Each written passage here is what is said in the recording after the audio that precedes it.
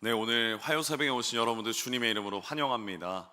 우리 지난 시간에는 욥이 찾은 대속자에 대해 함께 나누었습니다. 우리 다음 자막처럼요. 하나님의 계획 속의 고난의 과정은 욥에게 있어서 너무나도 고통스럽고 억울했던 시간이기도 했습니다.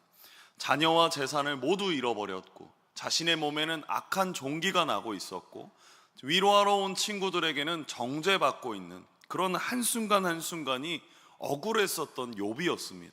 그런데 그 과정 속에서 욥은 중재자, 대속자, 중보자를 찾습니다. 9장 33절 말씀 우리 화면에 보면 합독하겠습니다. 우리 사이에 손을 얹을 판결자도 없구나. 욥은 하나님과 사이에서 그리고 사람 사이에서 자신을 연결해줄 중재자, 중보자, 판결자를 찾고 있었습니다. 그래서 다음 사진처럼 우리는 이 사진을 보며 하나님은 재판장이시고 욥과 친구들은 그 사이에서 논쟁을 벌이고 있는 모습을 함께 봤습니다. 여기서 욥은 가장 우선적으로 재판장이신 가운데에 계신 하나님과 욥을 연결해줄 중재자가 필요했고, 욥과 친구들을 연결해줄 중보자를 찾고 있었습니다. 하나님께 기도했고 하나님께 간구했으나 하나님은 아무런 응답이 없으셨고, 또 자신의 친구들은 인과응보의 원리로서 자신을 정죄하고 있었고, 그러니 욥의 입장에서 하나님과 자신 사이를, 그리고 자신과 친구들 사이를 연결해줄 중보자를 찾고 있었습니다. 그래서 욥기 16장 19절과 21절 보면서 욥은 이렇게 고백합니다. 우리 함께 합독하겠습니다.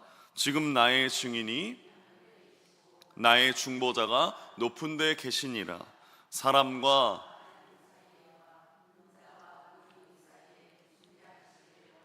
그렇습니다. 욥은 인자와 그 이웃 사이에, 그리고 하나님 사이에, 사람과 하나님 사이에 중재해 주시기를 원하고 있습니다. 즉 욥은 이 문제를, 자신의 문제를 사람에게 기대는 것이 아니라 이 모든 문제를 해결하실 분은 하나님밖에 없음을 고백하면서 더욱더 하나님을 찾으며 중보자를 찾고 있습니다. 오늘날 우리도 이런 욥의 고백을 보면서 우리의 모든 문제를 해결하실 분은 오직 예수님, 오직 하나님, 오직 우리 안에 계시는 성령님이 해결해 주신 줄 믿습니다. 그러니 저와 여러분이 하나님, 예수님, 성령님을 찾으시기를 주님의 이름으로 축복합니다. 오늘 함께 살펴볼 본문은 부활의 소망에 대한 키워드로 함께 나아갑니다. 욥은 계속해서 대속자를 찾는데 그 마지막에 한 가지 예상하지 못한 소망을 갖게 됩니다. 그 소망이 바로 부활의 소망입니다. 흔히 우리는 부활의 소망을 구약보다는 신약에서 더 많이 발견하고 찾습니다. 신약에서는 예수님의 부활이 직접 등장하기도 하고, 또 재림에 대한 소망이 요한계시록이나 또 분명하게 계속해서 이어지는 성경이 신약에 더 많이 있기 때문입니다. 그러나 구약에서도 분명한 부활의 개념은 있고, 또 그것은 물론이며 부활을 예표하는 사건들이 굉장히 많이 기록되어 있습니다. 그 사건들을 가장 먼저 살펴보려고 하는데요, 제일 먼저 창세기에 아브라함이 자신의 아들인 독자 이삭을 바치려고 하는 모습입니다. 다음 사진처럼 하나님은 이삭을 죽여서 아브라함은 이삭을 죽여서 하나님께 번제로 드릴지라도 하나님이 그를 다시 살려내실 거라는 믿음이 그에게 있었습니다. 아브라함이 하나님께 번제 드리러 올라갔을 때 자신을 기다리는 종들에게 이렇게 말합니다. 창세기 22장 5절 말씀인데 우리 같이 함께 합독하겠습니다. 이에 아브라함이 종들에게 이르되 너희는 나귀와 함께 여기서 기다리라. 내가 아이와 함께 저기 가서 예배하고. 그렇습니다.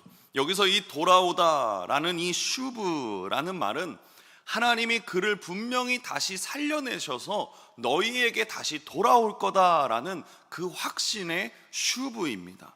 그래서 이 슈브가 히브리서에서도 아브라함과 이삭 사건을 조명하는데 그 말씀에는 이렇게 기록되어 있습니다. 우리 함께 읽겠습니다. 그가 하나님이 능히 이삭을 죽은 자 가운데서 다시 살리실 줄로 생각한지나 비유컨대 그를 죽은 자 가운데서 도로 받은 것이다. 비록 아브라함이 부활이라는 단어는 사용하지 않습니다. 그렇지만 그에게는 100세에 주신 그 이삭을 하나님은 다시 살려내실 것이다, 하나님께 드려도 다시 살려내실 것이다 라는 그 확신의 믿음이 그에게 있음을 히브리서에서도 기록하고 있는 것입니다. 이 말은 예수님이 말씀하셨던 나를 믿는 자는 죽어도 살겠거니 그 말씀과 일맥상통한 말씀입니다.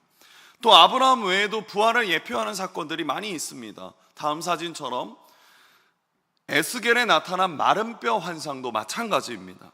예루살렘 성전은 파괴되어서 예루살렘 주민들은 모두 다 우리나라는 끝났다라고 생각했습니다. 그런데 그 순간에도 하나님은 에스겔에게 하나님의 미래와 소망을 분명하게 보여주십니다.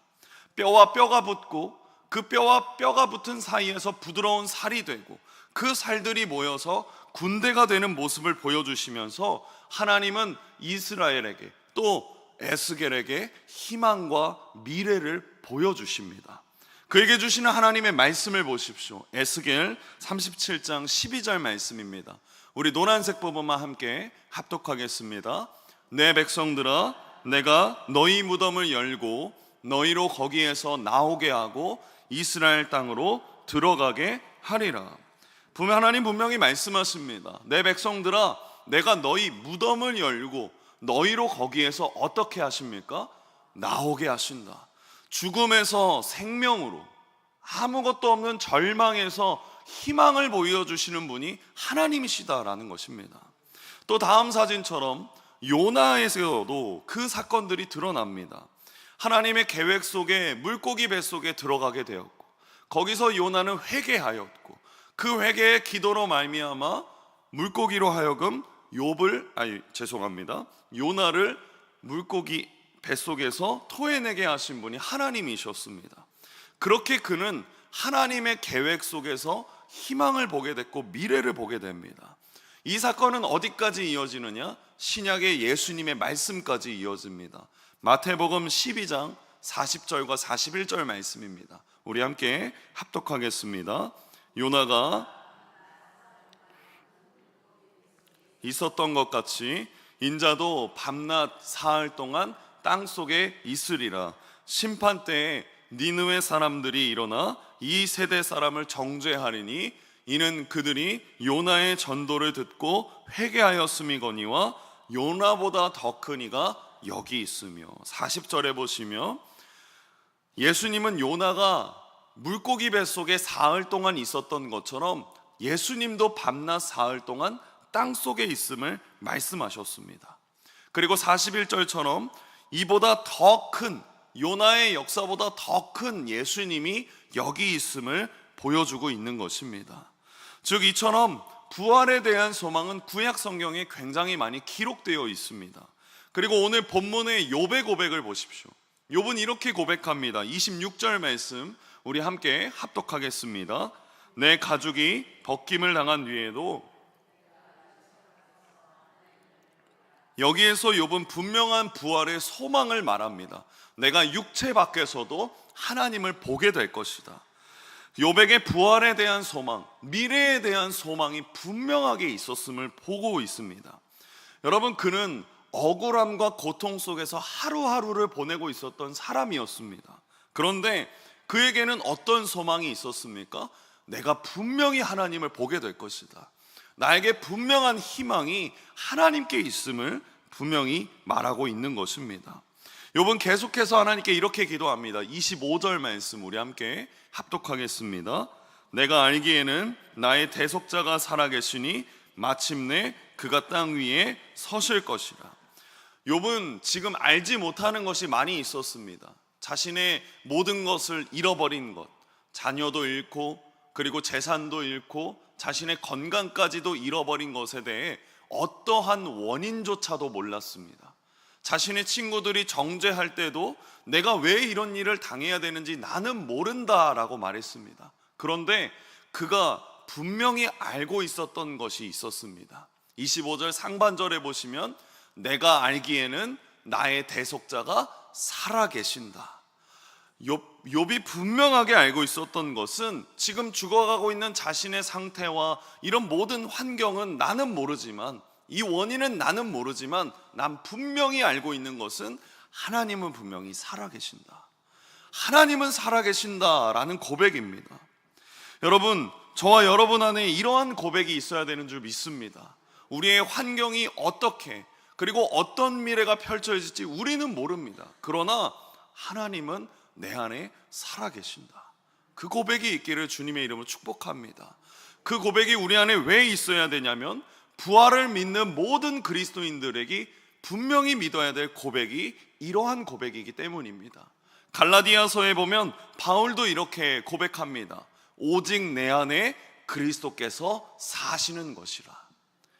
지금 예배를 드리는 우리 스스로에게 물어보십시오. 우리는 욥과 같이 고백할 수 있습니까?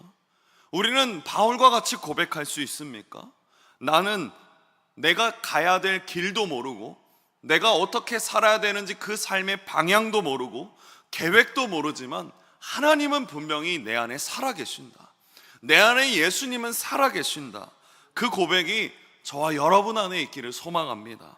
욥은 이렇게 고백합니다. 내가 알기에는 나의 대속자가 살아계신다.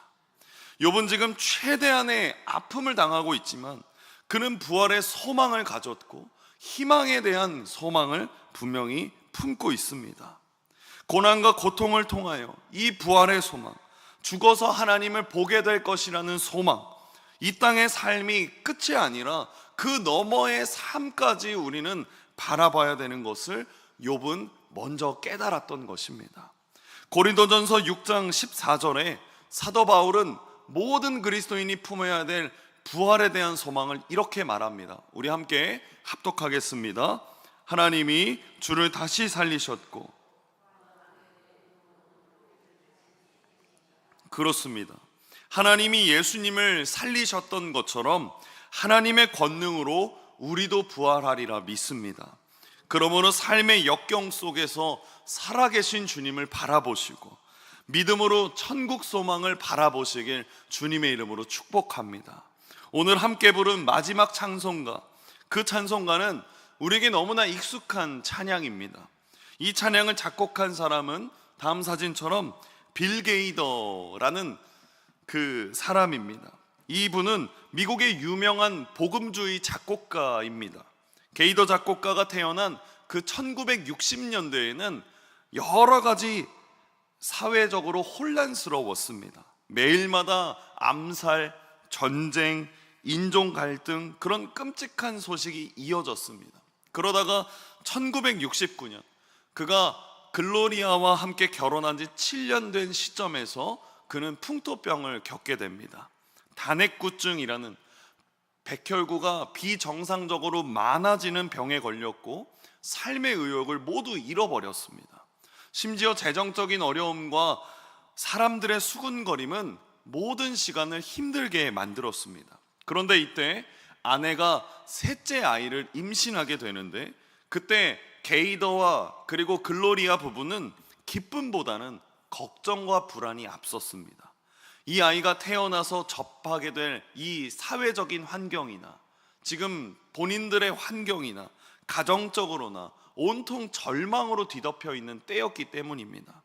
그러던 어느 날 부부가 함께 가정 예배를 여전히 드리고 있었는데, 그때 이 글로리아에게 주님은 살아계신다, 주님은 살아계신다라는 확신이 분명하게 임하기 시작했습니다. 그러자 게이더가 글로리아와 함께 그 마음을 작사하고 작곡한 곳이 우리가 마지막 함께 불렀던 하나님의 독생자라는 찬양입니다. 그 마음을 담아서 부른 이 찬양, 여러분, 미래는 불확실합니다. 미래는 어느 누구도 알 수 없습니다. 그러나 살아계신 주, 나의 참된 소망이라는 가사처럼 주님은 살아계시고 주님은 우리에게 소망을 주시는 분이십니다. 절대 희망이 되어주시는 그 주님을 바라보면서 오늘 이 화요일도 부활의 기쁨, 부활의 소망을 가지시기를 주님의 이름으로 축복합니다. 그래서 우리가 함께 마지막 찬양을 부를 때 주님, 오늘 이 화요일 가운데 우리에게 미래도 허락하시고 희망도 허락하시고 부활에 대한 확신도 우리 가운데 있도록 도와달라는 그 고백으로 함께 부르시기를 주님의 이름으로 축복합니다. 그런 저와 여러분이 되기를 주님의 이름으로 소망합니다. 기도하겠습니다.